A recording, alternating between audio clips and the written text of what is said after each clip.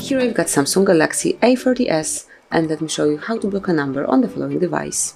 So at first you have to open your phone dialer, then click on More icon, which is 3 dots one in the right upper corner, go to the settings, and then click on Block Numbers.